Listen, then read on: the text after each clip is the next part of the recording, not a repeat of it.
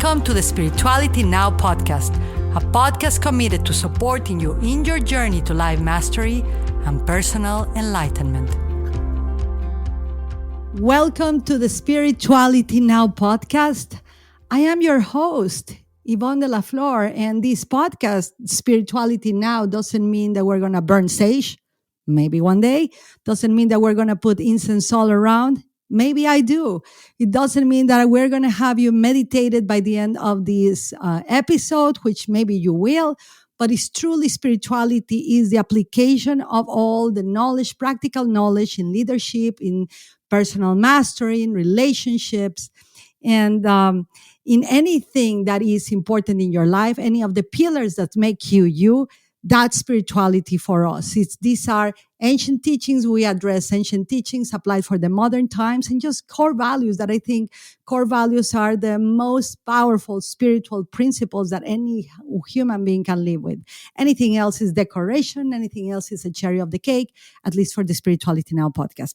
Anywho, a kind reminder that we're a philanthropic podcast. This is sponsored by the La Flor Teachings International, produced by Brilliant Futures Productions. We do not add any advertisement or commercials or anything purposeful because we wanted to have control. We wanted to have control of the messages to be as pure as possible from our incredible guests, teachers, leaders, to get to you in their purest forms possible. So with that said, I want to introduce you to my guest today.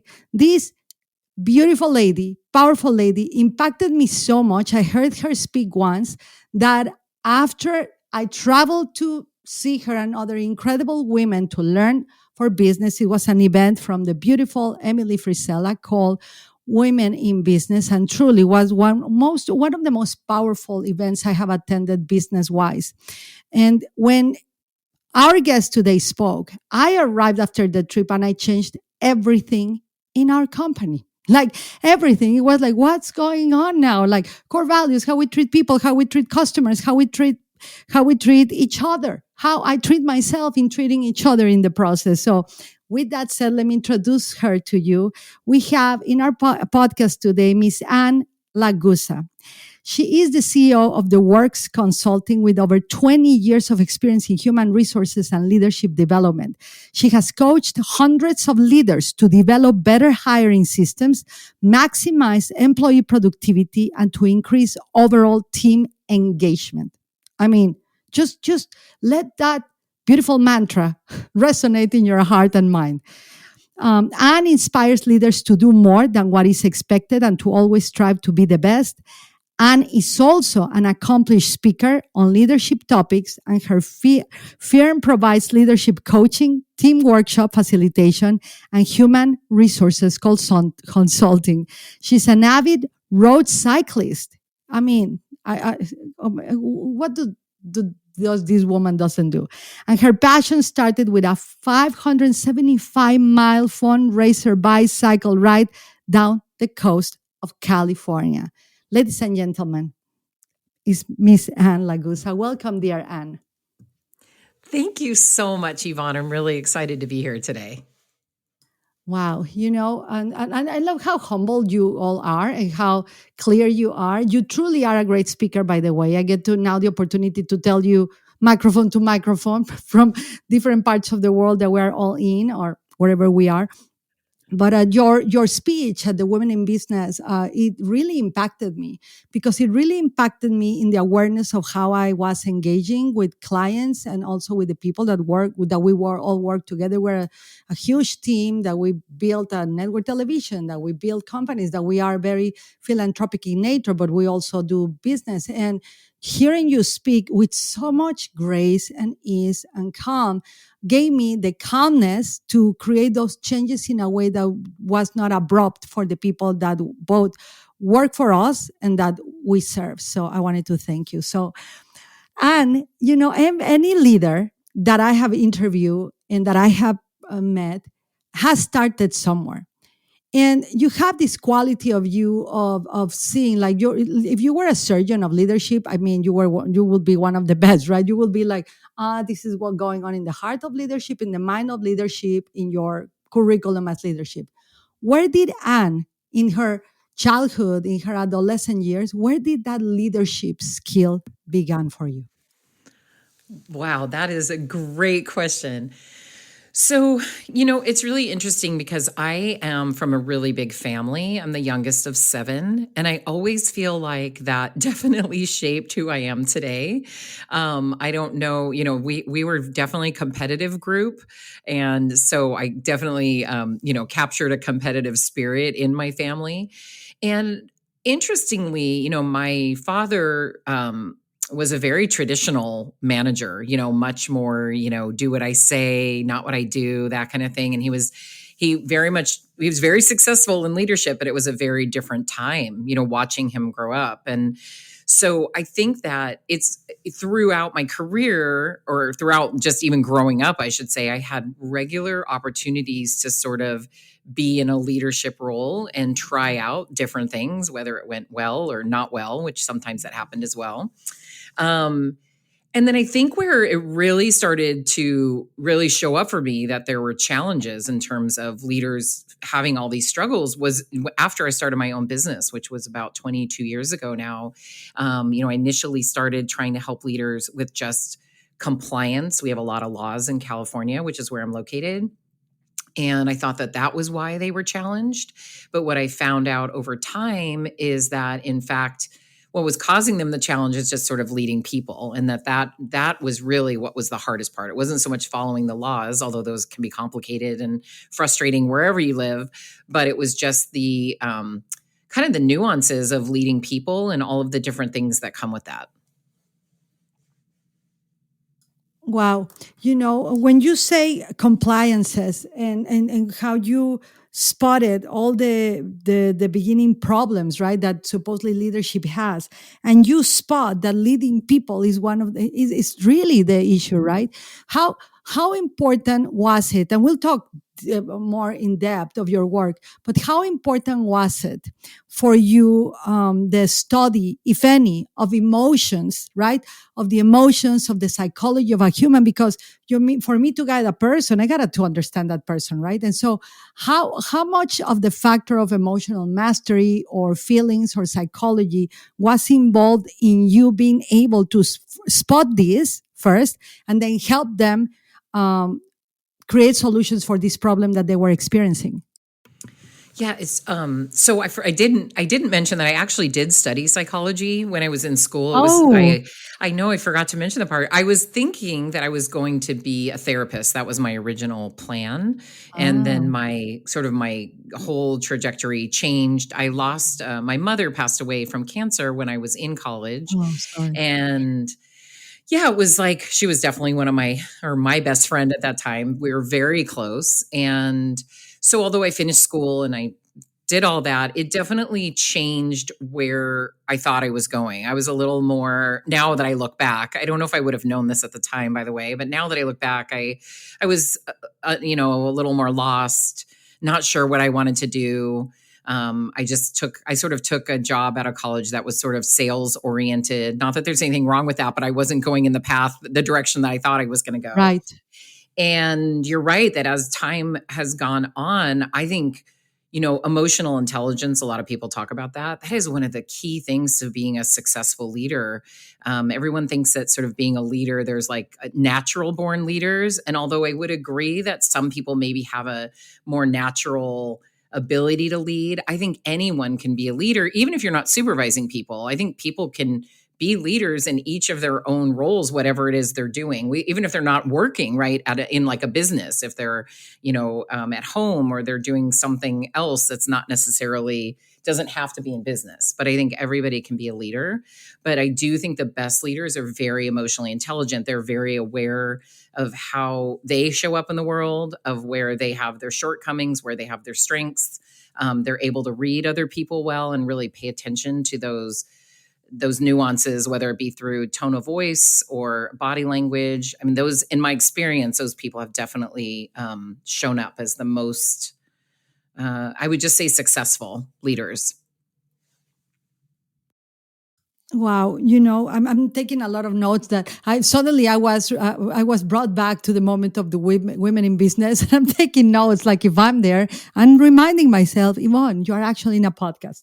Okay, so I love what you just said, and I'm part of that. I'm gonna rewind because I think this is really important. You have helped hundreds, if not thousands, of leaders in companies and in this leadership kind of the path of leadership mastery, which I love. And I love that you said that anybody can be a leader because I truly believe that actually it's a duty of the soul that one needs to lead himself or herself into whatever next level you want to achieve or you want to create, or being a good parent, good mother, even in spirituality. You want to lead yourself into your own healing, into your own mastery of whatever it is that you are focusing on. But I love that you shared, and thank you for sharing that you felt lost while losing your mother. And I always find that there is some kind of loss that helps us find what we thought we lost in another way.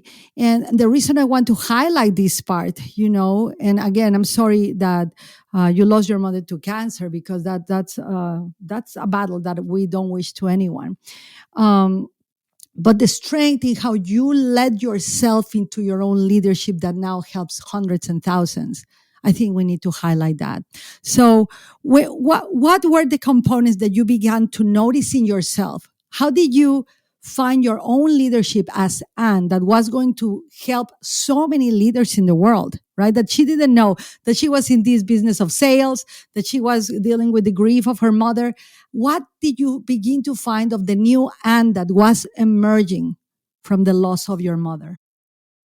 It's so funny because I actually have this video where I talk about this, where I always say, you know how I kind of learned about good leadership? It was because I was a terrible leader for a long time. Like was not doing things right. And it was not turning out the results I wanted. So, I did get into human resources early in my career. And I always sort of had a team that worked with me throughout my career. And I made so many mistakes, of just the way I was treating people, and I'm not making them feel valued, and almost as if I didn't even care if they were there, sort of like, you're supposed to be here. It's a job. And a lot of my clients still say that, like, why do I need to invest all this time in people? I'm paying them. Shouldn't that be enough? And it's Right, just not enough, right? It's not enough. I don't know if it's been enough ever, but it certainly is not enough in our work world today. And I fortunately had some really important supervisors in my career who redirected me. And one of them in particular, I remember, her name was Lorraine, and I had an employee had asked a question in a team meeting. And I thought, and I'm going to be very honest here, I thought it was a stupid question. I just thought, gosh, I've been over this 100 times with this employee. Why are they asking this question again? And that is exactly what my body language showed. And apparently I rolled my eyes, which I know why I did in a second. So the meeting ends, and my supervisor, who was she was my district manager at the time, she said, I need to talk to you. And she takes me in the back and she said, don't ever do that again. And I was like, what are you talking about? And so she said, well, this woman asked a question, and, you rolled your eyes and you like embarrassed her in front of the team. And I said, well, that was a stupid question. I doubled down. I did not let go. And she right. said, that's just not how you treat people. You're never going to get what you want out of her. She goes, maybe she's not a match for the job. Maybe you have told her 10 times. At the end of the day, yes, this might not be the job for her, but while she's here, we're going to treat her with dignity and respect. And I was like, Wow. you know what? Yeah, that made a lot of sense to me. And I was like, she's right. So it was like, that was a big moment for me, right? It was a big moment in my career. And there was another moment in my career where I was a manager for a training center where we had all new hires came through there to learn about whichever department they were working in. And we would teach them basically everything from beginning to end before they would actually go work in their location. And the company had hired an external workshop facilitator. It was a sales oriented program. And we used to show this video, and then we would facilitate workshops around it. And I remember, I still quote this person today, and I cannot remember his name. But he said, everyone wears a sign. And he said, it's like 6 inches high and it says, make me feel important. And he said, and that's what you need to focus on, right? All the time, Wow. people want to feel important. And I'm like, you know what? That's true. Like, it doesn't, I mean, everyone, right? Everyone wants to feel important. Everyone wants to feel valued. And, I've had multiple moments in my career like that, but those two in particular, I think really show like that's how I started to learn. You know what? You want to treat people well. You want them to come into work. You want them to do the work that you need them to do. And it is beyond just paying them. And if they aren't a good match for the company or the position or whatever you're dealing with, you have to almost give them that gift of moving them on. Either they move on themselves or you move them on. And it doesn't always feel that way in the moment. And I understand there's a lot of people probably have lost their job and it didn't feel like a gift whatsoever. But just like you said, on those tough moments, sometimes the best things come out of that. And I've sat across the table of a lot of different employees who were losing their jobs and then heard from them months or years later, said that was the best thing that ever happened to me. And because I do think that, and I just think it's something I talk about all the time now. I say all the time, you need to lead, listen to, and love your people. And Mm. I just think it, and I always say people are always like, love your people. What do you mean by that? And I'm like, there's a whole bunch of things that go along with loving your people, but it's about making them feel valued, that they're important, that they matter. And also that when it's time for them to move on, that we make sure that that happens appropriately so that they can maybe go do something else that's a better match for them, whether they choose that or we choose that for them. Wow, I love this. This is a repatterning moment for so many of us that were raised with the culture of the overachiever. That you get the job done, you don't seek for. You have the lead, listen, and love, and there is a component in spirituality, and this is something that one of my teachers, Byron Katie, that wrote a book called Loving What Is, and does questioning of your thoughts and everything. She says like people are so attached to love, approval, and appreciation, but this is kind of the medicine what you are just sharing with us, like lead, listen, and love. And it starts with leadership. Yes, it starts with the fact that you're going to lead them, you're going to listen, and with love. It doesn't start with love and listen and lead. Is this like because I love people, I've listened to people, but when I don't lead people, the things that have happened in our companies have been like, where did this Mexican soap opera came from? It's like drama, drama after drama after drama, where everybody's focused on emotions only.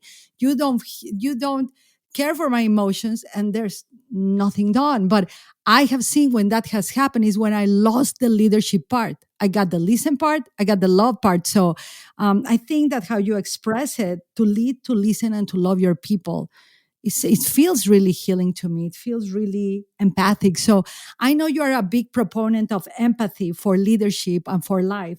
Why is sympathy so important, and in a way for us as leaders, to lead, to love, and to listen to our people, to lead, to listen, and to love? For empathy, for that, you mean? Yeah, yeah. Why is empathy so important in leadership and in our businesses and with our people? Yeah, well, I do think that I mean, when I work primarily with leaders, right? And I often ask them like, who gave you your opportunity in your career to be where you are today? I mean, most of us didn't just start in a leadership role, right? Somewhere down the road, someone saw something in us and gave us that opportunity and gave us extra time, maybe answered additional questions, spent more time training us, made sure that we felt valued and that we were an important part of the team.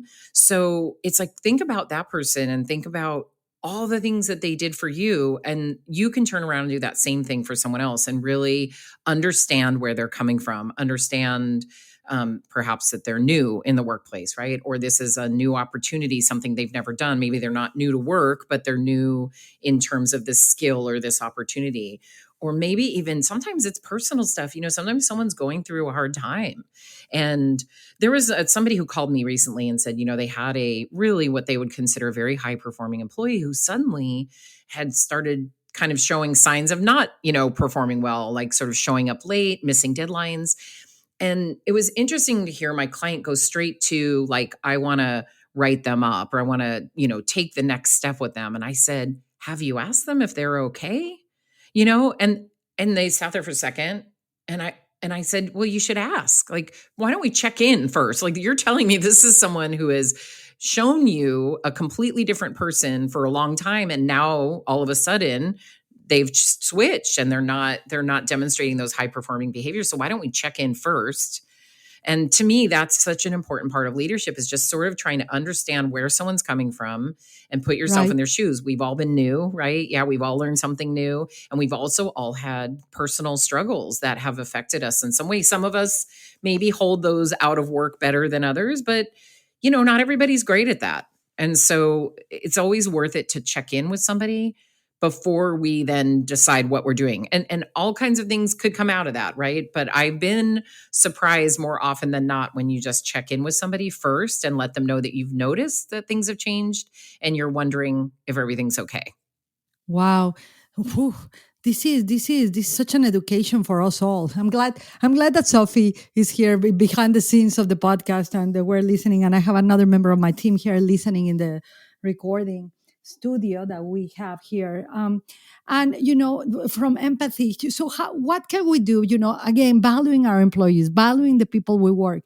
What could what do you recommend for leaders that you work with? Like, what can they do? Is there one thing that we can start with to value people more? We know that I love this. I'm going to print it. I'll send you a picture when it's done in our office of the lead, listen, and love in that order, because I am. Sometimes I'm zero good at listening, and I love and lead, but it's not good. It ends up being this Mexican soap opera because I'm from Mexico. So that's why I'm using that reference.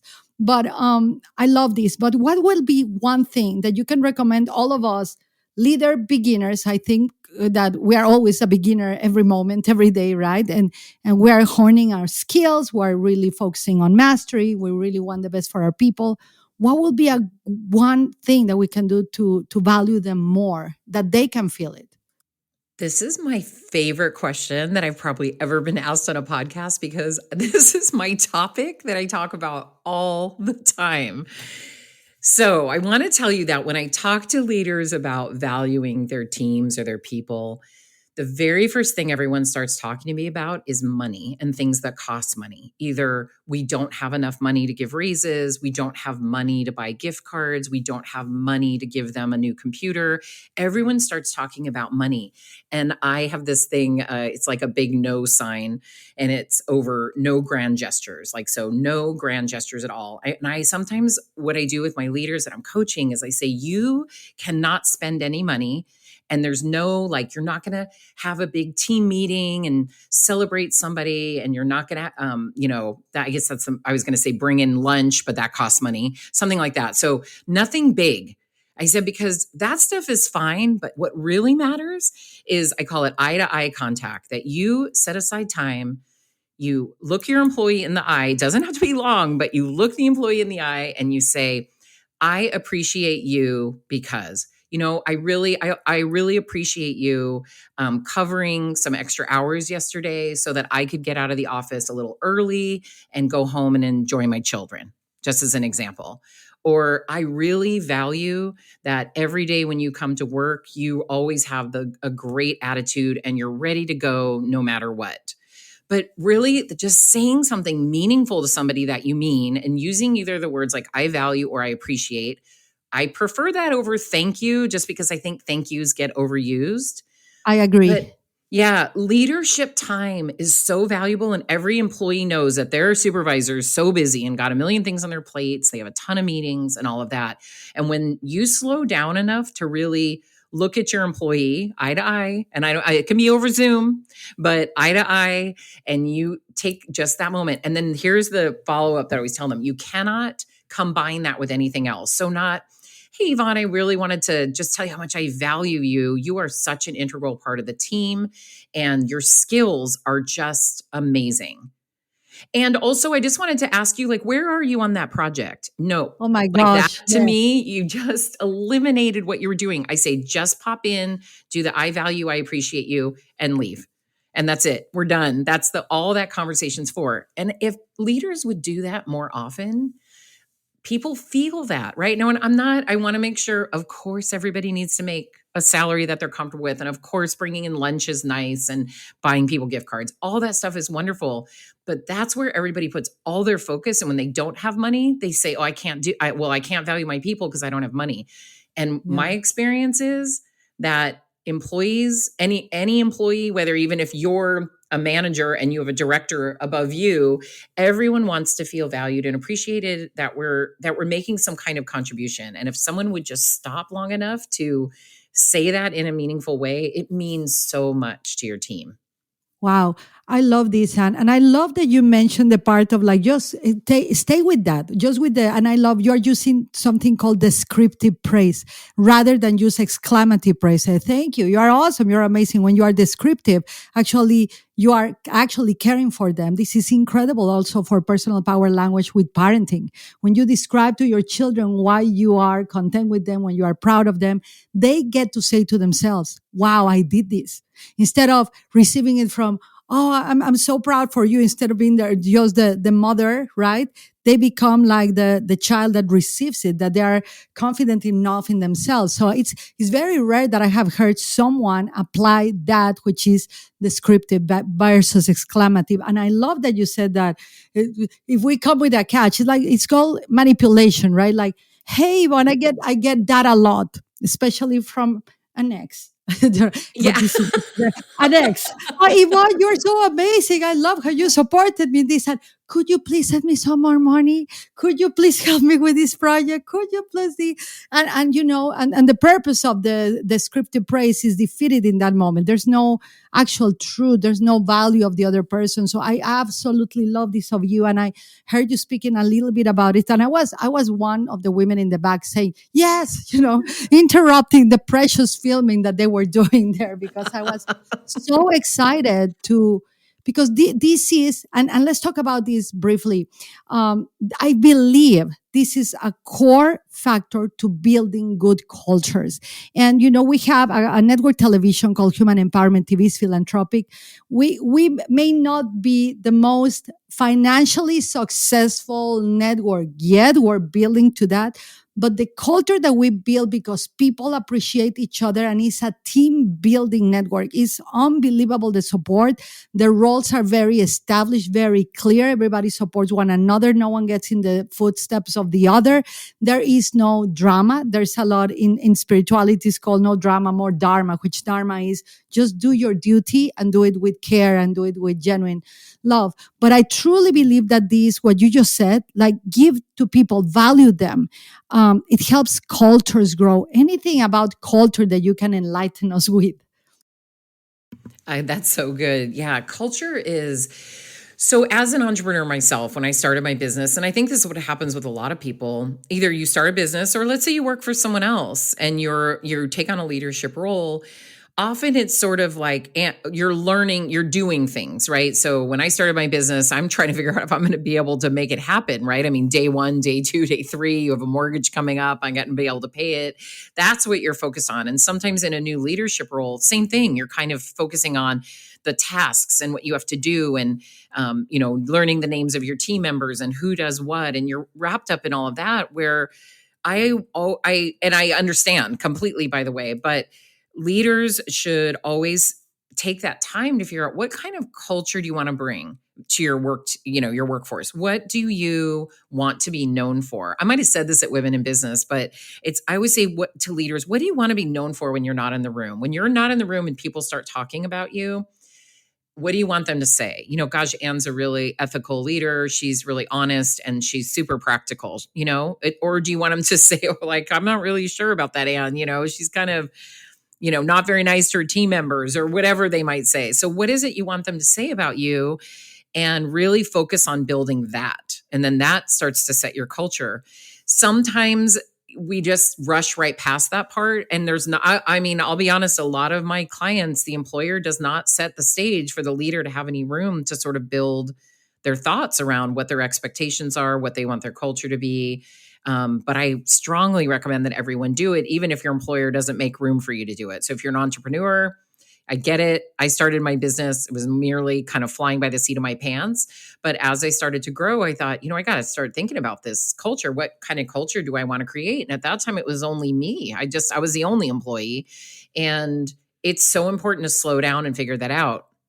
When you have a team, what creating a culture does for you is that people are able to make decisions in absence of the leader, which is extremely valuable because you can't possibly be there every single minute of every single day. You're going to have a meeting, you're going to have a vacation, you might get sick once in a while, and you might not be there. And you also don't want to have to answer every question of every day as you're building a team.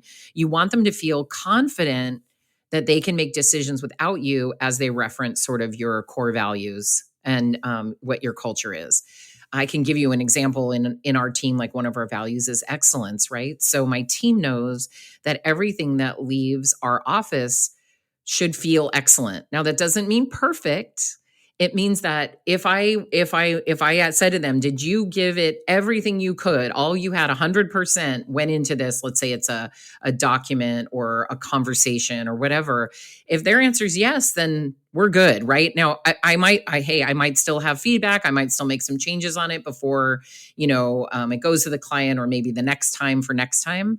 But if there's any doubt, right? I actually, one time, this was years ago, but I had an employee say, yeah, I got to be honest, I was kind of in a hurry and this isn't my best work. Well, then I want them to go back. I don't want you to give anything out that's not your best work. So they know that when I'm not around, that's one of our core values. And that's one of the things we are shooting for all the time. Wow. I love that you are talking about the core values. They are so important, right? For the guiding, it's like the North Star, right? They said the North Star for any company and for personal leadership, personal core values, company core values, and even community core values. We work with a lot of community kind of, the people, the community builds our businesses. That's what happens for us. The community has grow our businesses. Not even they have built our business. The client has built our business. So we keep bringing and refining our core values. And I love this of you, Anne, and I love the compassion that you bring. So I want to ask you about that. How do you? Because with the spirit of excellence, and and I love every time that I hear Andy Frisella, he says, the commitment towards excellence is the ultimate rebellion, right? Kind of thing. But how do you keep that culture, the core values of excellence? How do you keep leading, listening, and loving, and not hiding or through there any conformity that may disguise itself as like excellence? I know this is like kind of a very, very deep question, but not that clear because I've seen in the top things. I'm friends and I have great mentors that some people, we get so used to the core value that we have, the excellence, kind of like a status kind of thing, that we conform to that level and we don't keep growing. So how do you keep this pressure going in a way that you keep growing and not getting stagnant with a XY level of excellence? Oh my gosh, that's a great question. I think so. I think what's important when you think about growth is I do think it's about whatever time frame you want to reset goals. I know some people set goals every quarter, some people do them every year, but I think it is about how do we keep sort of that energy and that passion going? What have we achieved? What do we want to do now? And it doesn't have to mean that you're not satisfied, right? Or happy. You can certainly be happy, but that you maybe want to achieve the next level. So a lot of times, when you reach a certain level, you're like, wow, I didn't even think this was possible, right? So if this is possible, what's the next thing that I can do? And I do think it's about having ongoing conversations with your team members and asking them what's exciting them, right? What's energizing them every day? Why do they want to get up and, jump out of bed and get to work, and what's exciting? It's funny you say that because when you asked that question, what I was thinking of, oh gosh, it just went out of my head, but I'll see if it comes back. But it was sort of about that. how do you keep them from, how do you keep people moving forward, and how do you make sure that they don't sort of settle and start, because Exactly. yeah, it's true when you That's sort it. of, you get Settle in used to it. excellence, right? Because we can Yeah. settle in excellence. I've been exposed. My mentor is Mr. Tim Grover. There's no stop. It's like I'm like, oh, what do you think? Like, oh, there's no I made it. There's no I Yes, made it. So I don't know how do you, but I want to integrate the lead, listen, and love. To that I know. aspect. Oh, I feel Well, challenged and I right think that, now. yeah, I think that definitely, for me, that definitely falls under the lead category, because it's, in leading a team, it's about, holding yourself accountable. It's about showing up the way you're asking others to show up. It's really about being the example, right? And also making those hard decisions when no one else wants to, and they're very thankful you have to, but it's doing all of that. So I think that does fall under the leading category for sure. And that you really just have to keep assessing, what I have you love done, that. where you're going, and then where does your team fall into all of that, because they need Right. to know that the opportunities are big enough for them to continue to grow. That's what I was going to Right. say. See, it came back to me. So sometimes when some of our clients do a more traditional performance review system. I have my Mm, own thoughts about that, but so they do a more traditional performance review, and some of them will say to me, "Well, I don't want to give them the highest rating, because then where will we go?" And I said, "Well, that's the challenge for you. So if someone's right. performing at a high level, they absolutely should receive an excellent performance review. And then that is your Right. challenge for you, is to meet with that employee and say, listen, you're excelling here. You're doing a phenomenal job. Mm, I love that you're here. You're such a great addition to the team. And I want to make sure you're excited for the next 6, 12 months, whatever your review period is. I want to make sure you continue to stay engaged. So, what do I need to do for you to help you feel that same level of engagement?"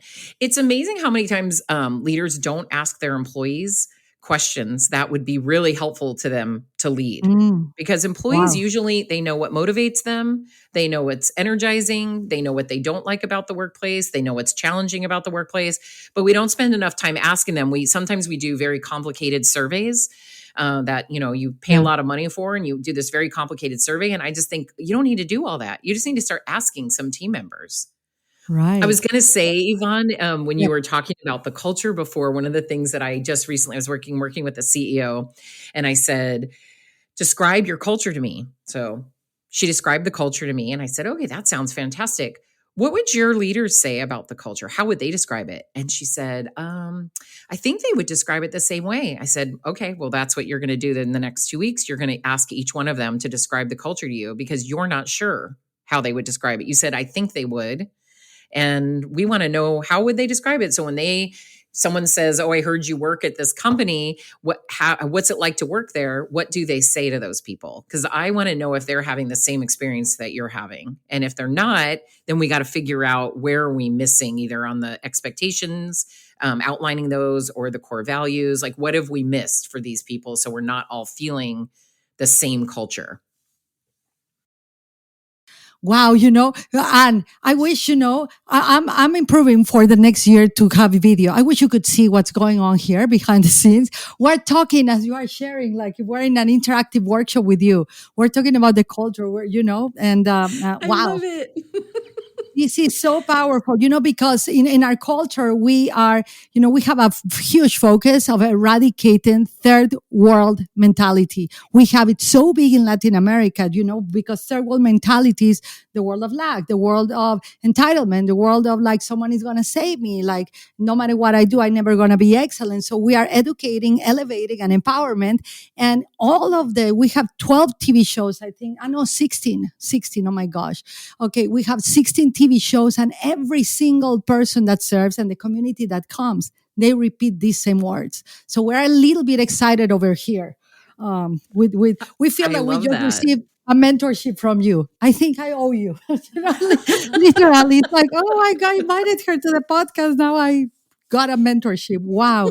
We are so excited. So, and what you just said reminded me, there is a quote, and I know you say that in your bio, you help leaders strive to be the best. And in the topic of excellence, right? In the core value of excellence, that no matter, and I love that is the challenge for the leader. Like, okay, this person is perform at the highest. Well, it's your job to create now the next highest level, the next point that we're going to reach, right? And there is an incredible quote that I love, love, love, and I abide to in whatever I want to accomplish or do, is that when you reach to the top of the mountain, keep climbing. That when you reach the top of the mountain as an employee, as a mother, as a father, as a friend, in your personal journey, that's not the end, that's the beginning. Keep climbing. And people ask me, well, how do I climb? I reach the top. Figure it out. This is where faith comes in. This is where faith in yourself. This is where faith in the people, right? And you are inspiring me so much. I think I'm yelling. Woohoo! We have the creative director. You say hi. So the podcast. Hello. We are discussing everything. We're so excited of your podcast right now and of your episode. So what is the role? And this is where we're beginning to wind down to the closing of this. You're an incredible leader, by the way, and I'm doing a bad job at doing the descriptive praise right now, but we are so energized right now. But we're winding down. I want to ask you about faith, the component of faith that is outside of religion, the faith in people, the faith in yourself, the faith in a higher aspect of creation, of. I like to talk about God. Some people call it the spirit. I don't call it the universe because I do believe that an infinite intelligence even created the universe. But what is the power or for you, Anne, and for the people you've served of faith in the process of genuine, excellent leadership? Oh my goodness. Gosh, you're asking good questions.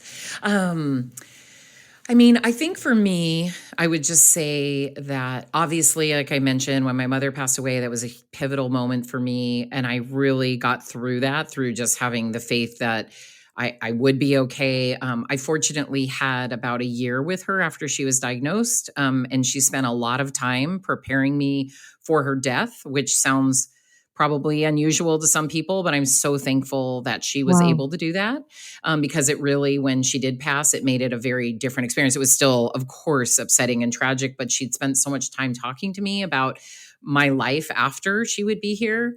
And so I just always feel like that was just such a big moment for me to believe that, that I would be okay, that things were going to work out for me in some way. And that I also could take an active participation in that role, right? And and just build a life that I really wanted to have, where I could give back to so many others.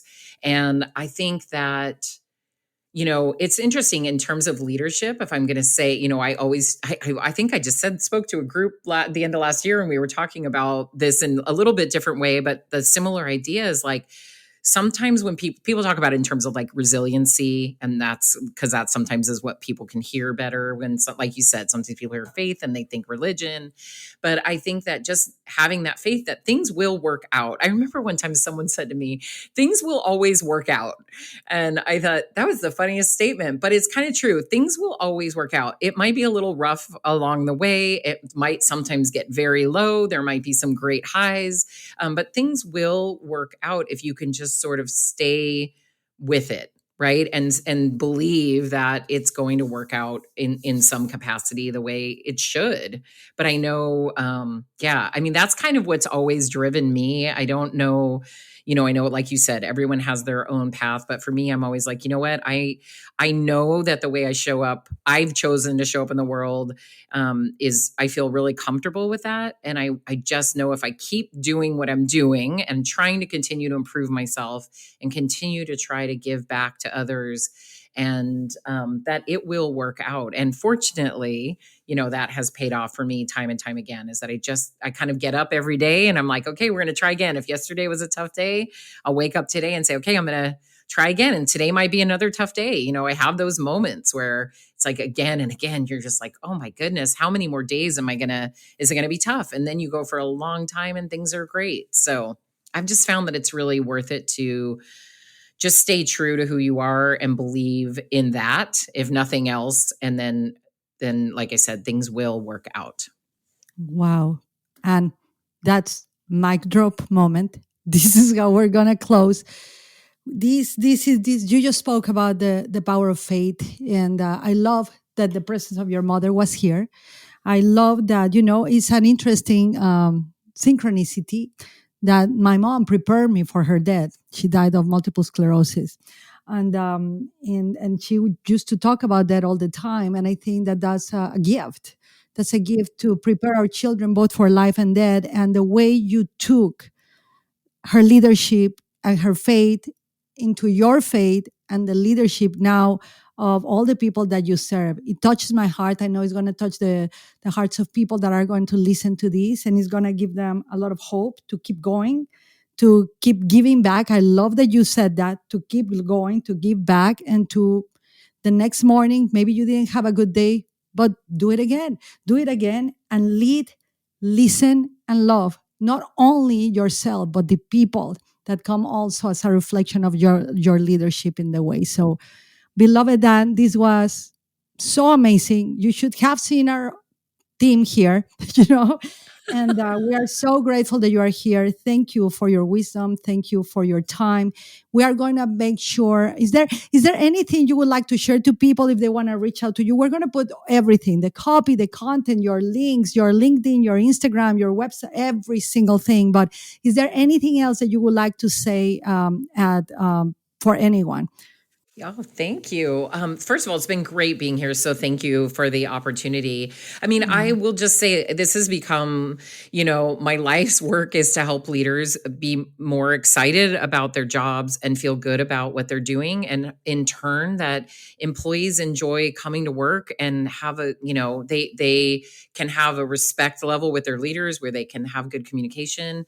It's something I'm really, really passionate about. And, I appreciate you putting my links up there. I would love to hear from anybody who has any thoughts or comments on that, but it's just something I'm really passionate about. I'm going to continue to do it for as long as I'm allowed to and impact as many people as I can. And I will say that every time I hear a leader tell me that they feel hopeful again, I just know I can do it another day, because that means so much to me, that someone had felt like they were hopeless and they're hopeful for the future, and just through not very things that are too complicated, but that no one's talked to them about, or maybe no one else knew how to communicate to them about it. And it's just something I'm really, really passionate about. Well, we are examples here behind the microphones of the excitement that you transmit to leadership, and for us to gain more hope and more energy. We're so energized over here. And so we are an evidence that your leadership works. Unbelievable. So thank you, beloved Anne. Thank you, team behind all of these scenes. We're all WhatsApping, we're writing notes, we're implementing all of this incredible energy that we now have. As you could see, I started talking like a meditation teacher, and I ended talking like Tony Robbins. I'm so excited for this. And thank you so much. Thank you, everyone listening. Thank you. Please reach out to Anne. I know our podcast is received by many companies and CEOs. You know who you are. If you want to lead and listen and love your people more, Anne Laguzza is the person you just should reach out to. Thank you, everyone. We will see you next week with another incredible guest. And until then, we'll send you a big kiss. Un besito. Adios. Thank you for listening to the Spirituality Now podcast. Be sure to subscribe on your favorite podcasting platform and share us with a friend. To learn more about how to live more present in the moment and take your faith into action, visit thelaflorteachings.com/faith to access the free training of 21 Days of Faith in Action today.